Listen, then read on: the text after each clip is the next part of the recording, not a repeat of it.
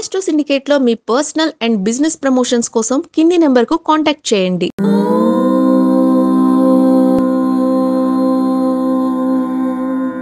ఓం శ్రీ గురుభ్యో నమః. హరి ఓం. శ్రియః కాంతాయ కళ్యాణ నిధయే నిధయేర్థినాం శ్రీ వెంకట నివాసాయ శ్రీనివాసాయ మంగళం. మంగళం కౌసలేంద్రాయ మహనీయ గుణాత్మనే చక్రవర్తి తనూజాయ సార్వభౌమాయ మంగళం. అందరికీ నమస్కారం.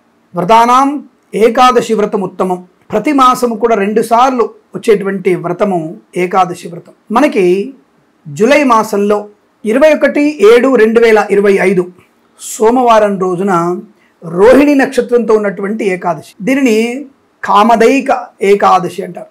అంటే కామదైకాదశి అంటారు దీన్ని. అలాగే సర్వేషాం పవిత్ర ఏకాదశి అంటారు. సర్వేషాం పవిత్ర ఏకాదశి అంటుంటారు. ఇటువంటి ఏకాదశి వ్రతము మనకి అద్భుతమైనటువంటి ఆరోగ్య లాభాన్ని కలిగించేది, ఐశ్వర్యాన్ని కలిగించేది. అంటే సమస్త కామనా సిద్ధి పొందుకునేటువంటి ఏకాదశి. అరిషట్ వర్గాల్లో మనము కామ క్రోధ మోహ మద మత్సర లోభాలన్నీ కూడా వదిలేయాల్సిన అవసరం ఉంటుంది.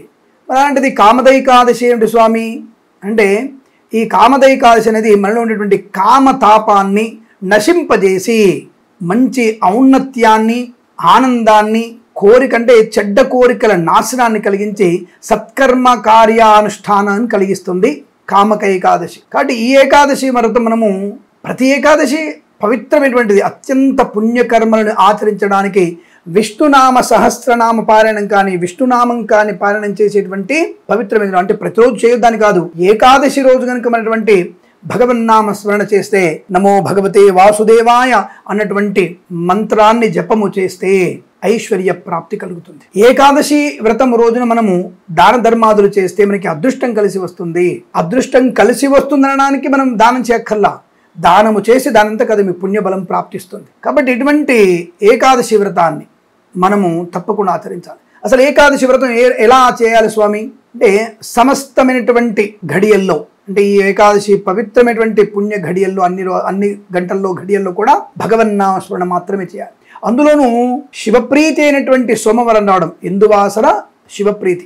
అటువంటి రోజున విష్ణువుకి శివుడు అంటే అత్యంత శుభయోకారకుడు, అత్యంతమైనటువంటి ఇష్టమైనటువంటి మిత్రుడు భగవంతుడు. శివుడికి విష్ణు అంటే అత్యంత ప్రీతి. అభేద్యమైనటువంటి శివకేశవుల యొక్క తత్వాన్ని మనం చూడగలిగేటువంటి రోజుగా కూడా చెప్పవచ్చు. అటువంటి కాముకం ఉండాలి. ఇతరుల మీద అనంతమైనటువంటి అభిమానము, అవతల వాళ్ళ మీద అనురాగము పొందగలిగేటువంటి కోరిక ఉండాలి. దాన్ని కామం అంటే కామదైకాదశి అనేది సత్కర్మ ఫలాపేక్ష ఉండేటువంటిదే కామదైకాదశి అంటారు, కామద ఏకాదశి. కాబట్టి అటువంటి ఏకాదశి రోజున ఇతరులకి మేలు కలిగేట్టుగా, ఇతరులకి ఆనందం కలిగించేట్టుగా, మనకి నష్టము కలిగి ఉండేటువంటి వ్రతాన్ని ఆచరించాలి. అందుకోసం సోమవారం కూడా వచ్చింది కాబట్టి సోమవారం సాయంత్రం శివాలయ సందర్శనం. ఇక్కడ ప్రాతకాలంలో విష్ణు యొక్క ఆరాధన, అర్చన, అభిషేకం చేసుకోవాలి. పురుష సూక్త విధానంగా మీరు అభిషేకము, అర్చన చేసుకోవచ్చును. తులసి దళాలతో స్వామివారిని అర్చన చేయవచ్చును.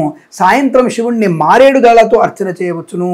సుగంధ పరిమళ ద్రవ్యాలతో స్వామివారిని, విష్ణుమూర్తిని ఉదయం పూట, భస్మముతో సాయంకాలం శివయ్యని అభిషేకము, భస్మ అలంకరణ స్వామివారిని చేయాలి. కాబట్టి ఈ రోజున సాలగ్రామ పూజ విశేషమైంది, సాలగ్రామ దానము ఇంకా విశేషమైంది. వస్తువు దానంగా ఇవ్వాలి, పదార్థము కన్నా వస్తువు దానంగా ఇవ్వాలి. చెప్పులు, గొడుగు, అలాగే రాగి చెంబు, ఉదకుంభము, చాటలు, అలాగే వస్త్రము, ధావళ్ లాంటిది వస్త్రము, ఇవి దానం ఇవ్వడం వల్ల మనకి పరమ పవిత్రమైనటువంటి విష్ణు సాయుధ్యాన్ని పొందుకునే అవకాశం. ఏమిటంటే ఇప్పుడే సాయుధ్యమా మోక్షమా?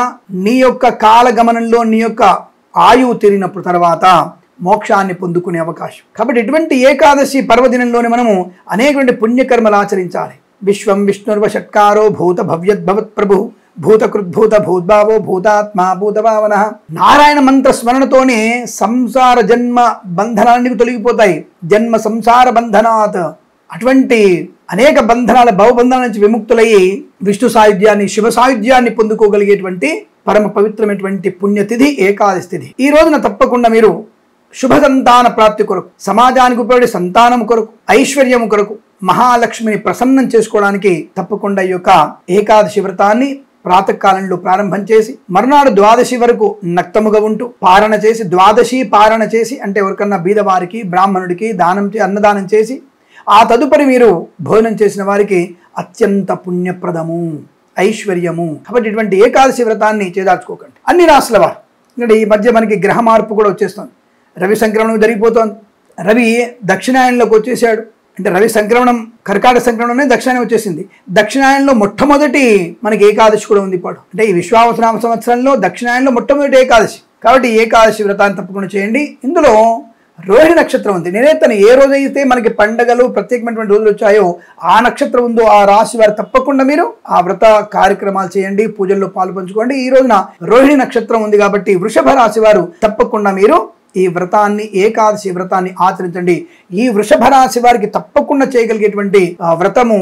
ఈ వ్రతం వల్ల అనేకమైనటువంటి శుభయోగాలు పొందుకుంటారు. ఎందుకంటే మీకు ఈ వృషభ రాశి వారికి ఏకాదశిని, అలాగే ద్వితీయంలో గురుడు శుభయోగాన్ని కలిగిస్తున్న శుక్రుడు కుజుడు యొక్క నెగిటివ్ ఫలితాల వల్ల కొంత ఇబ్బంది కలిగే అవకాశం ఉంది. కనుక వృషభ రాశి వారి వ్రతాన్ని తప్పకుండా ఆచరించి అనుకూలవంతమైన శుభయోగాలు పొందవలసిందిగా కోరుకుంటూ ఈ యొక్క విష్ణుమూర్తిని, అలాగే త్వరగా నెక్స్ట్ మంతే మనకు వచ్చేటువంటి మహాలక్ష్మి వ్రతాలు, వరలక్ష్మి వ్రతాలు, అనేక రకాల శ్రావణ మాస విశిష్టమైనటువంటి శుభయోగాలు పొందుకోగలిగే స్థితి కనబడుతుంది. కాబట్టి తప్పకుండా ఈరోజు మీరు ఈ యొక్క ఆషాఢ మాసంలో వచ్చేటువంటి 2వ ఏకాదశిని మీరు తప్పకుండా పాటించి ఆనందాన్ని, పుత్ర సంతానాన్ని, వైభవాన్ని, ఐశ్వర్యాన్ని పొందాలని కోరుకుంటూ సర్వే జనా సుఖినో భవంతు.